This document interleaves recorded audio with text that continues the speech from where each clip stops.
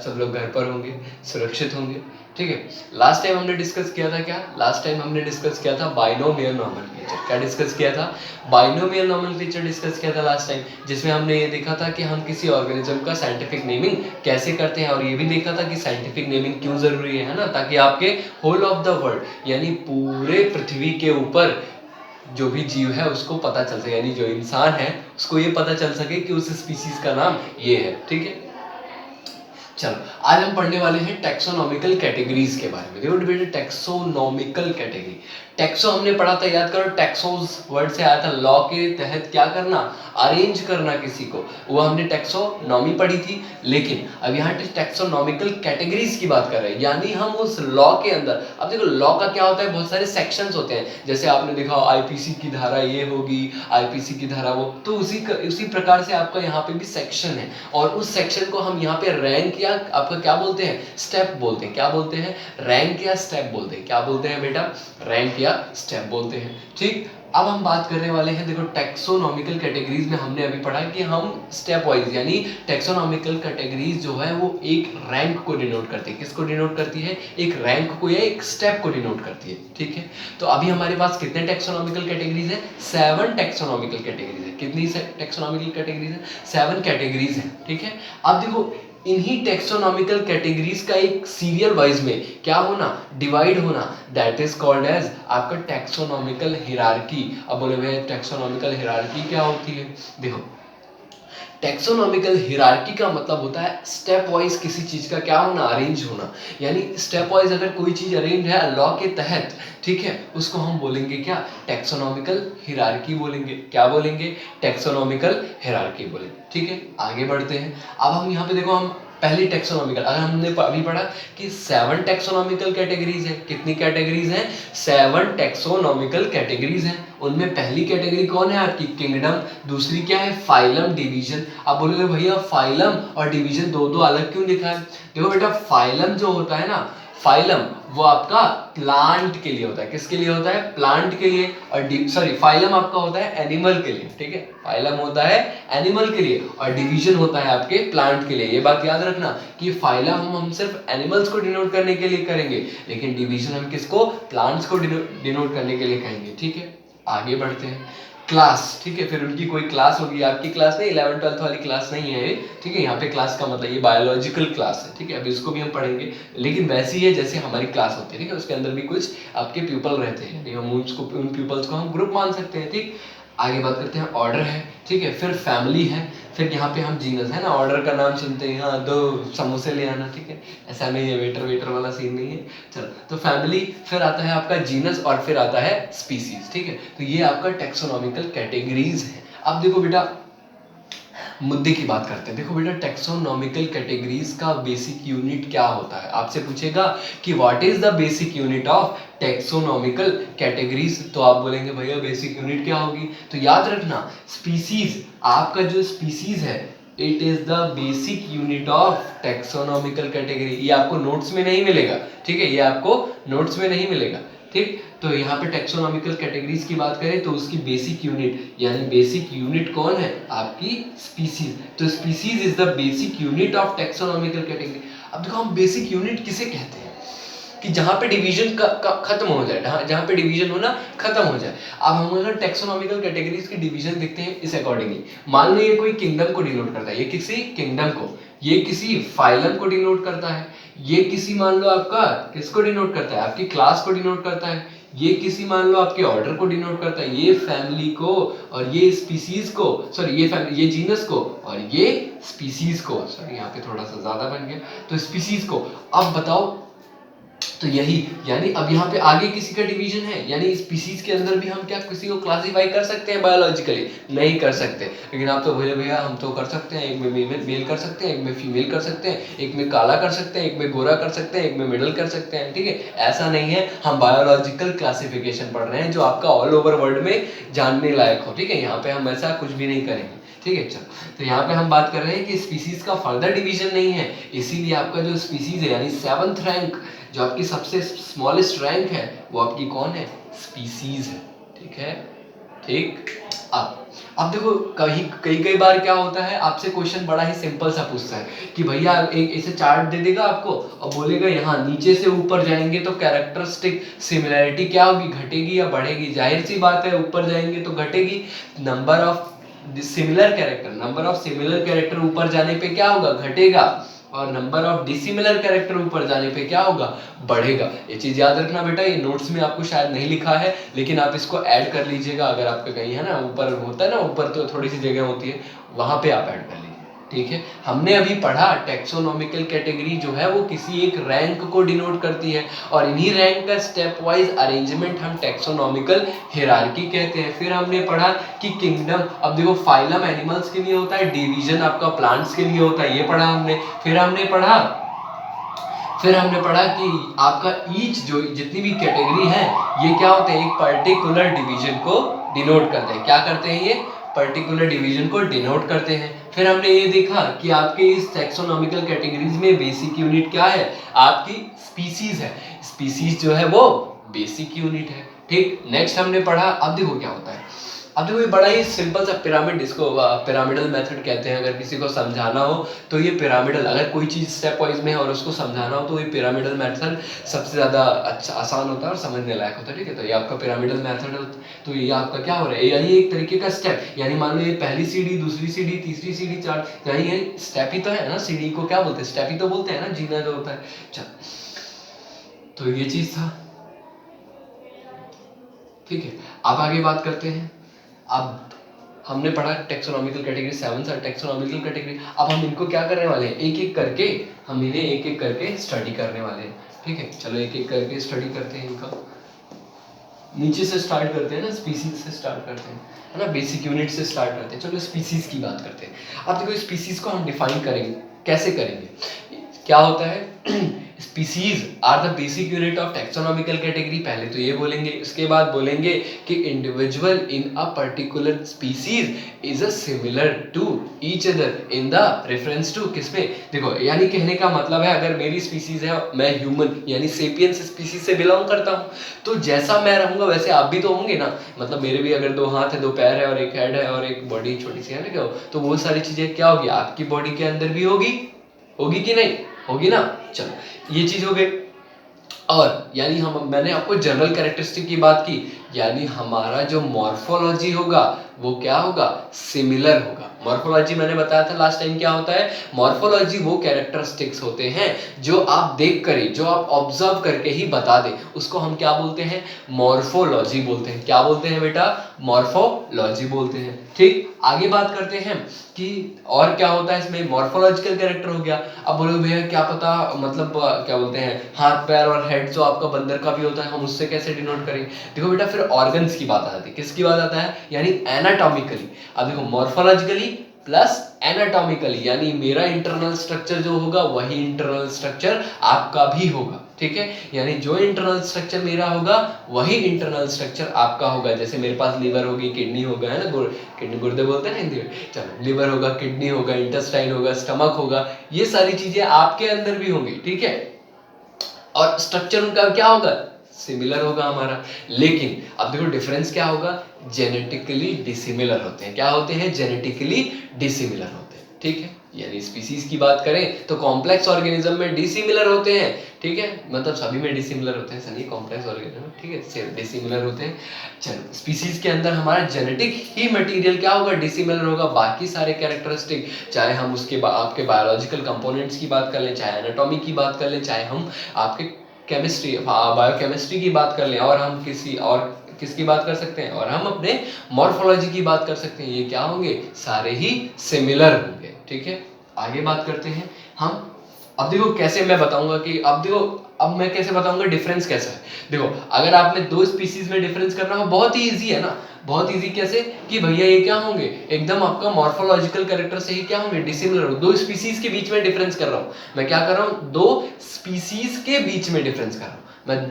Species के अंदर एक इंडिविजुअल का दूसरे इंडिविजुअल से डिफरेंस नहीं कर रहा हूं, ठीक है। 2 स्पीसीज, एक एग्जांपल लेते हैं, ठीक है। चलो एग्जांपल से ज्यादा समझ में आता है ना। मैंगीफेरा इंडिका आपको एग्जांपल दिया हुआ है, मैंगी, यार ये मार्कर को क्या हो जाता है, तो यहाँ पे हम एग्जाम्पल की बात कर रहे थे, स्पीसीज की एग्जाम्पल के क्या है आपका Mangifera indica, Panthera leo, Panthera Tigris. ठीक है, अब देखो मैंगीफेरा इंडिका आम है ना, दशहरी आम खाते हैं, तो दैट इज कॉल्ड इज आपका मैंगीफेरा इंडिका। ठीक है, अब मैंगो है, पैंथेरा लियो, कि पैंथेरा लियो, पैंथेरा आपका एक तरीके का जीनस है और लियो मतलब लॉयन, यानी लॉयन का नाम हो गया। पैंथेरा टाइग्रिस, टाइग्रिस नाम ही पता चला टाइगर होगा। ठीक है, तो अब इन तीनों में क्या है डिफरेंस है ना, देख के बता सकते हैं आप कैसे। अब चलो मान लिया इन दोनों में तो बहुत बड़ा डिफरेंस है। ठीक है, कि भैया आम तो आपका प्लांट है, लेकिन पैंथेरा तो वो तो जानवर है, वो तो चलता फिरता है। ठीक है, लेकिन चलो इन दोनों में डिफरेंस कैसे करेंगे आप। अब देखो सिंपल सा है, पैंथेरा लियो यानी लायन के ऊपर स्ट्राइप्स नहीं होती, लेकिन पैंथेरा टाइग्रिस के ऊपर क्या होती है, स्ट्राइप्स होती है ना। कितना सिंपल सा आपका, कितना बहुत ही सिंपल सा आपका डिफरेंस है दो स्पीसीज में आपने कर लिया, यानी आपने मॉर्फोलॉजिकल कैरेक्टर के बेसिस पे ही क्या कर दिया, दोनों में डिसिमिलरिटी बता दी। ठीक है, बड़ा ही सिंपल सा। नेक्स्ट हम बात करते हैं किसकी, नेक्स्ट हम बात करने वाले हैं आपके जीनस की। ठीक है, देखो बेटा जीनस क्या होता है, तो जीनस हम कैसे डिफाइन करेंगे, तो जीनस आपका क्या होता है, ग्रुप ऑफ स्पीसीज कहते हैं, it is a group of species. ठीक है, और इसमें क्या होता है, अब देखो स्पीसीज में क्या थे, सिमिलर कैरेक्टर्स बहुत थे, मतलब एक अगर मैं ह्यूमन हूँ आप भी ह्यूमन हो, तो हमारे बीच में सिमिलरिटीज क्या है, बहुत ही सिमिलर, एकदम सिमिलर है। लेकिन अब इनके अंदर हम बात करें, जो डिसिमिलरिटीज है वो क्या होती है, घटती जाती है। ठीक है, डिसिमिलरिटीज क्या होती है, घटती जाती है। हाँ डिसिमिलरिटी यानी आपस में मिलते नहीं है, जीनस में बात करें। ठीक है, जीनस की अगर हम बात करें तो उसमें डिसिमिलर यानी कैरेक्टरिस्टिक बिल्कुल ही मैच नहीं करते। सिमिलर स्पीसीज में भी दो स्पीसीज के बीच में नहीं मैच करते हैं। ठीक है, और लेकिन यहाँ जीनस में भी हम बात करें तो उसके बीच में भी क्या होता है, आपका जो डिसिमिलरिटी कैरेक्टर होता है वो थोड़ा सा कम हो जाता है स्पीसीज के बीच में। ठीक है, यहाँ पे हम स्पीसीज के बीच की बात कर रहे हैं। ठीक, जीनस देखो, जीनस क्या होता है आपका, ग्रुप ऑफ स्पीसीज होता है जिनमें दो स्पीसीज के बीच में डिफरेंस क्या होता है, बहुत ज्यादा होता है। ठीक है, आगे बात करते हैं। ठीक, जीनस अब हम एग्जांपल ले लेते हैं। ठीक है, फॉर एग्जांपल अगर हम पैंथेरा लियो है ना, पैंथेरा लियो, फिर हम बात करते हैं पैंथेरा टाइग्रिस। ठीक, फिर पैंथेरा पार्डस। वो पार्डस क्या होता है, पहली बार सुना है तो चलो देख लेते हैं। पार्डस का मतलब होता है आपका लियोपर्ड। ठीक है, लियोपर्ड है ना, लियो को करना चाहिए था लियोपर्ड, लेकिन ये लोग पता नहीं क्या क्या नाम रखते हैं, चलो का दिमाग खराब हो गया था उस टाइम। ठीक है, चलो ऐसा कुछ नहीं हुआ था। तो यहाँ पे बात करते हैं, तो इन दोनों का जीनस, इन तीनों देखो अलग अलग स्पीसीज हैं। ठीक है, इन स्पीसीज के बीच में कोई सिमिलरिटी नहीं है। ठीक है, कोई भी सिमिलरिटी नहीं है, लेकिन अगर हम बात करें इनका जीनस क्या है, लेकिन पैंथेरा है।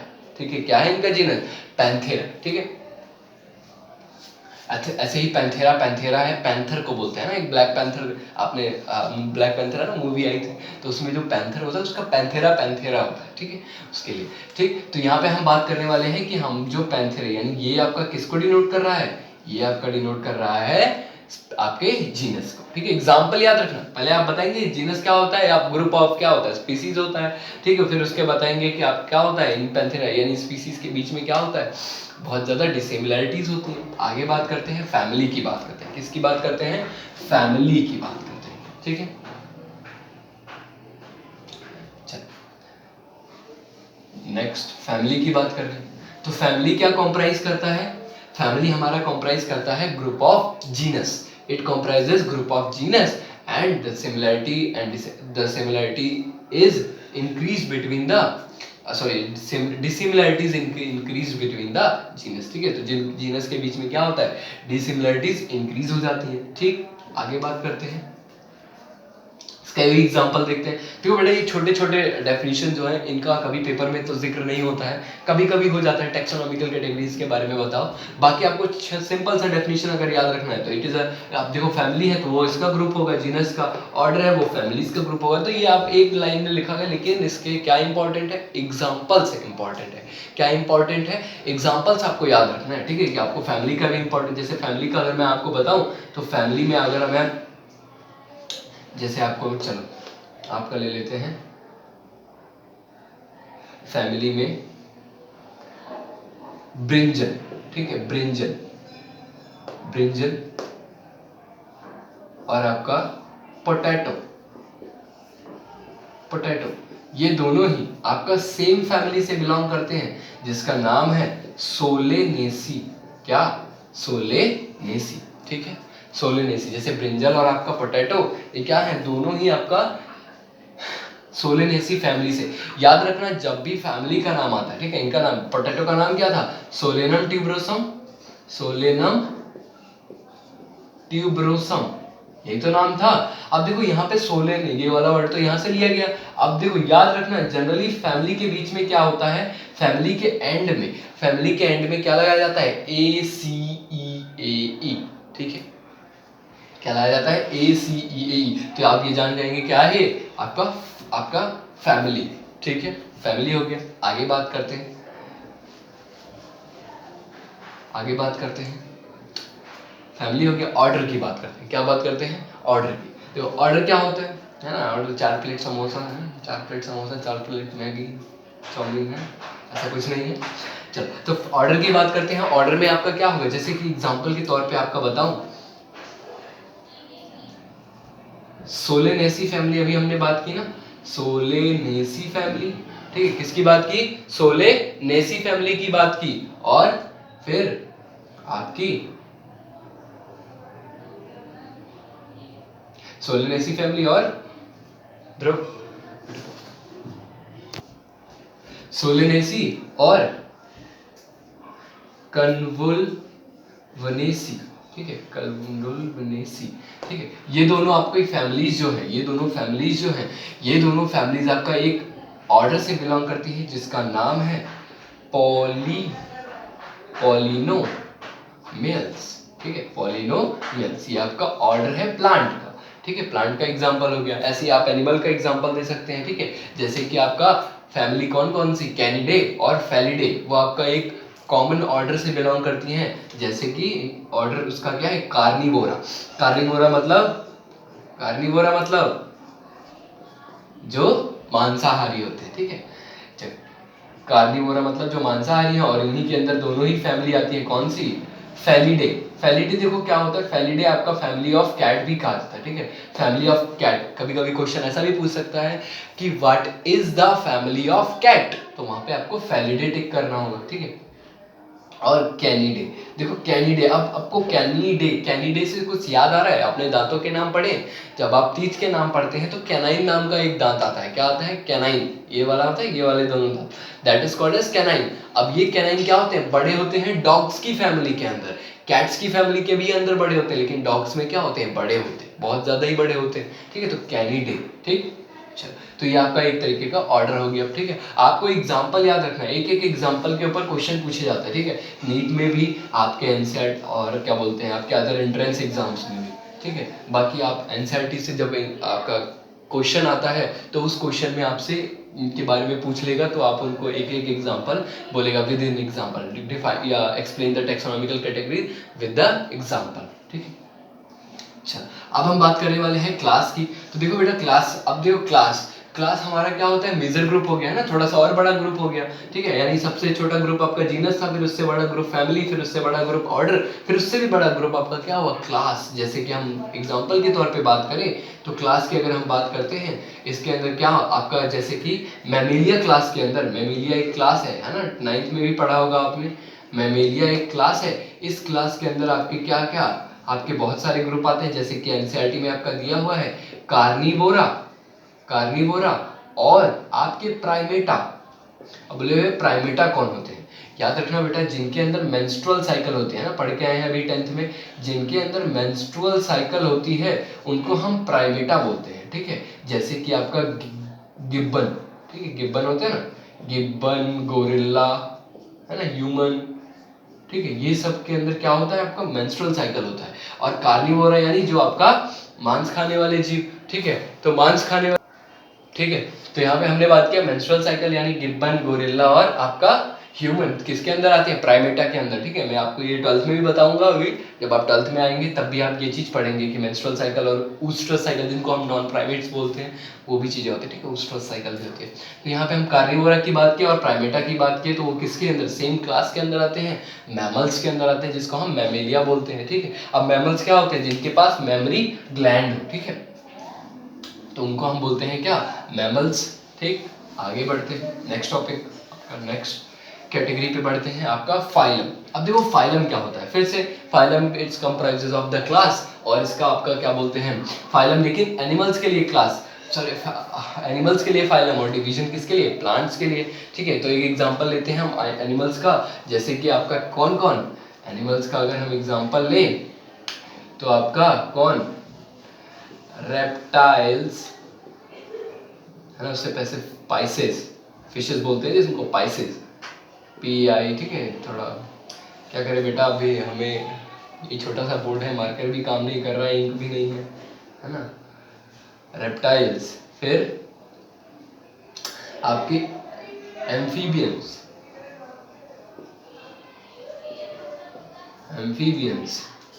फिर आपके एवीज, बर्ड्स बोलते हैं इनको, ठीक है। एवीज आपका ग्रीक वर्ड है जिसको आपका एवीज बोला जाता है, ठीक है। बर्ड को एवीज बोला जाता है, ठीक। तो आप अगर आप ग्रीक में गए तो आप किसी एवीज को देख के, यानी किसी बर्ड को देखकर अगर एवीज बोलते हैं तो आप ग्रीक लैंग्वेज जान गए। चलो अच्छा, ऐसा कुछ नहीं है, ठीक है।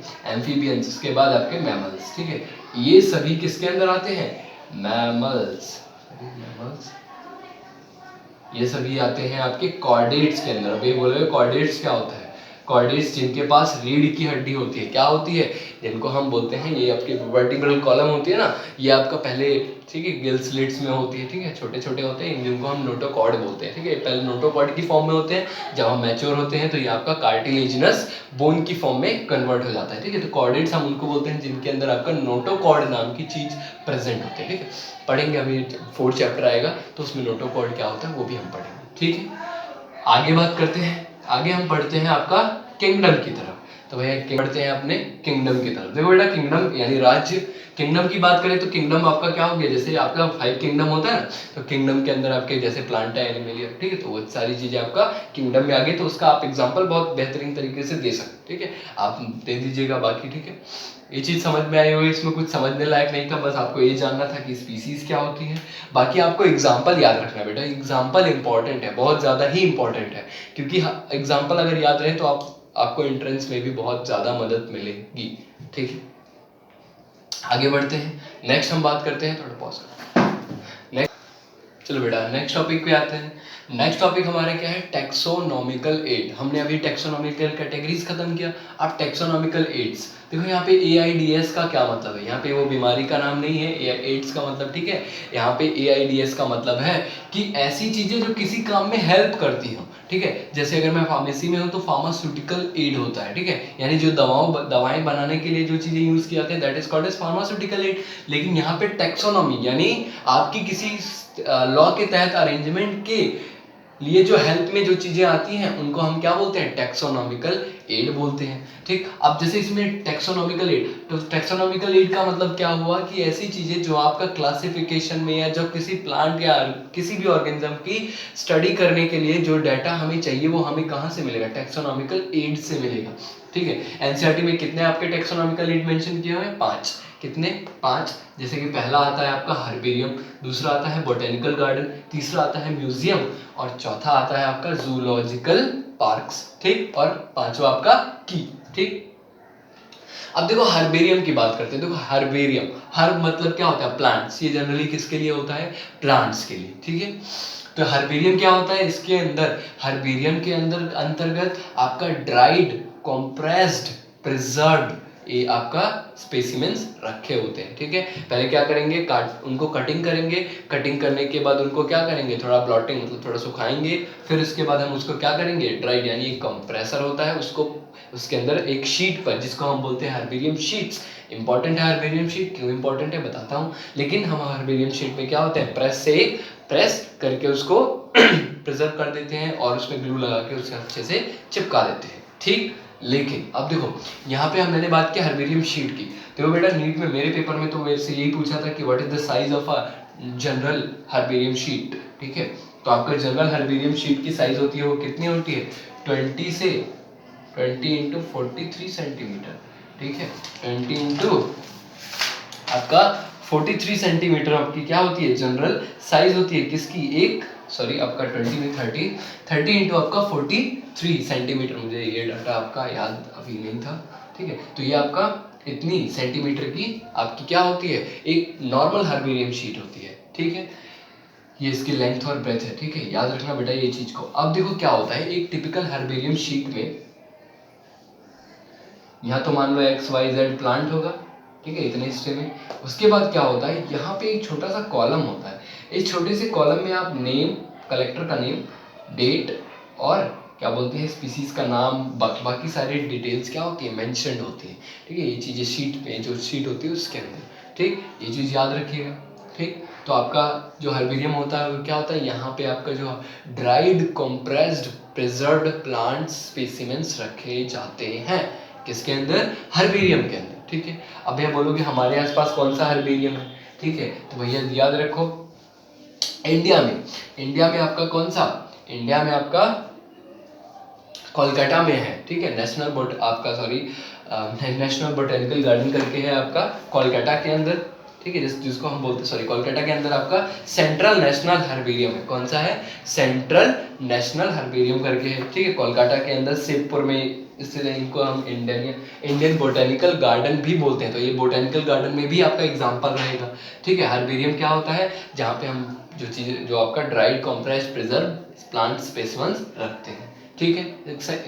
एग्जाम्पल क्या है, अब बोलो भैया सबसे बड़ा कहाँ पर है, तो सबसे बड़ा आपका कहाँ पे है रॉयल बोटेनिकल गार्डन, जिसका नाम है रॉयल बोटेनिकल गार्डन। देखो बेटा यहाँ बोटेनिकल गार्डन है तो हर्बेरियम लगना चाहिए, लेकिन नहीं, यहाँ पे आपका दोनों चीजें होता है, ये बोटेनिकल गार्डन भी है और यहाँ पे ड्राइड कंप्रेस्ड और प्रिजर्व प्लांट्स के स्पेसिमेंस भी रखे जाते हैं, यानी ये हर्बेरियम भी है। और ये इसमें कितने यानी 6.5 मिलियन स्पीसीज, ठीक है, यानी 65 लाख स्पीसीज क्या हुई हैं यहाँ पे स्टोर करके रखी गई हैं, कितनी 65 लाख स्पीसीज, ठीक है। अब बोले भैया आपने तो हमें डाइवर्सिटी में ये पढ़ाया था कि भैया 1.7 to 1.8 लाख स्पीसीज ही खोजी गई हैं, लेकिन बेटा ये क्या है अभी का डाटा है और वो एनसीईआरटी का डाटा 2006 का डाटा है, ठीक है, तो उसके बाद तो चेंजेस होते रहते हैं। अच्छा, तो रॉयल बोटेनिकल गार्डन आपका कहाँ पे क्यू जगह है लंदन में, वहां स्थित है, ठीक है।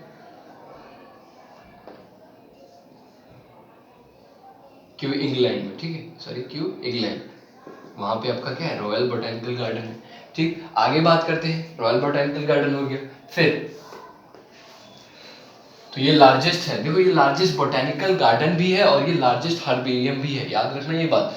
चलो अब बोटेनिकल गार्डन की बात करते हैं, तो यहाँ पे क्या होता है जैसे बोटेनिकल गार्डन जैसे अपने यहाँ नोएडा में है ना, तो यहाँ पे क्या होता है प्लांट को आर्टिफिशियल कंडीशन में रखे, यानी प्लांट को नेसेसरी टेम्परेचर दिया जाएगा, नेसेसरी एनवायरनमेंट, जैसे कि आपका मॉइस्चर कितना होना चाहिए, कितना वाटर कंटेंट होना चाहिए, कितना मिनरल कंटेंट होना चाहिए, कितना टेम्परेचर होना चाहिए, ठीक है, ये सारी चीजें, एटमॉस्फेरिक प्रेशर कितना होना चाहिए, ये सारी चीजें इस बोटेनिकल गार्डन के अंदर प्रोवाइड की जाती हैं, ठीक है। अब मान लो मैं अपने घर की बात करूँ तो आप अपने घर में सेब भी उगा सकते हैं। बोले भैया यहाँ पे तो इतनी गर्मी होती है सेब कैसे उगाएंगे, तो देखो यहाँ पे हम उगा सकते हैं, कैसे एसी लगा तो है ना कमरे में, उसका उतना ही टेम्परेचर कर लो जितना आपका शिमला में, जितना आपका कश्मीर में होता है, उसके अकॉर्डिंगली आपका सेब यहाँ भी उग सकता है, ठीक है। यानी आर्टिफिशियल कंडीशन आप देकर किसी भी चीज को क्या कर सकते हैं ग्रो करा सकते हैं, ठीक है। आगे बात करते हैं म्यूजियम की। देखो बेटा म्यूजियम में क्या होता है, म्यूजियम में आपके प्रिजर्व्ड स्पेसिमेंस रखे जाते हैं, वहाँ ड्राइड और कंप्रेस्ड नहीं होते, वो क्या होते हैं एक सॉल्यूशन के अंदर, एक जार के अंदर, सॉल्यूशन के अंदर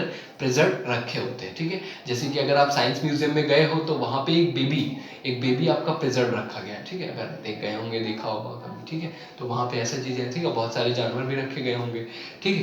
तो ऐसे ही आपका म्यूजियम भी होता है, तो म्यूजियम में आपका क्या होता है प्रिजर्व्ड स्पेसिमेंस रखे जाते हैं, क्या रखे जाते हैं प्रिजर्व्ड स्पेसिमेंस, एक आपका प्रिजर्वेटिव लिक्विड के अंदर या प्रिजर्वेटिव सॉल्यूशंस के अंदर। जैसे कि अगर एक सॉल्यूशन का मैं नाम लूं, जैसे कि formalin acetic acid alcohol, FAA short form है इसका FAA, इसके अंदर क्या होता है FAA फॉर्मलिन नाम का एक केमिकल होता है, फॉर्मलिन 10 ml होता है, ठीक है, 5 ml एसिटिक एसिड होता है, ठीक है, ठीक। और आपका 50 ml अल्कोहल होता है, ठीक है, इथाइल अल्कोहल बोलते हैं, अल्कोहल होता है। और 35 ml आपका वाटर होता है, ठीक है। तो ये आपका कॉम्पोजिशन होता है FAA। इसी में आपका क्या होता है, आपके स्पेसिमेंस रखे जाते हैं, ठीक है। और ऐसा ही मिलता जुलता लिक्विड आपकी आइज जब डोनेट करते हैं तो टेम्परेरी स्टोरेज के लिए प्रिजर्व करने करके रखा जाता है। अगर आइंस्टाइन का जो ब्रेन होगा वो भी इसी तरीके के लिक्विड में प्रिजर्व करके रखा गया होगा, ठीक है, जहाँ भी रखा गया होगा। हालांकि आप बताइएगा मुझे कहाँ रखा गया है, ठीक है। चलो, ऐसा नहीं है, आप जानना चाहें तो जान सकते हैं, नहीं जानना चाहें मत जानो। जूलॉजिकल पार्क, ठीक है। तो म्यूजियम, अब चलो म्यूजियम की बात करते हैं। तो कुछ हम नेचुरल हिस्ट्री म्यूजियम एक करके आपका लंदन में है, नेचुरल हिस्ट्री म्यूजियम, ये करके आपका लंदन में है, ठीक है। कहाँ पे है, लंदन में। ऐसे ही आपके इंडिया में आपका national museum of natural history करके है, वो भी आपका कहाँ पे है, इंडिया में है, ठीक है। तो ये चीजें हैं आपका।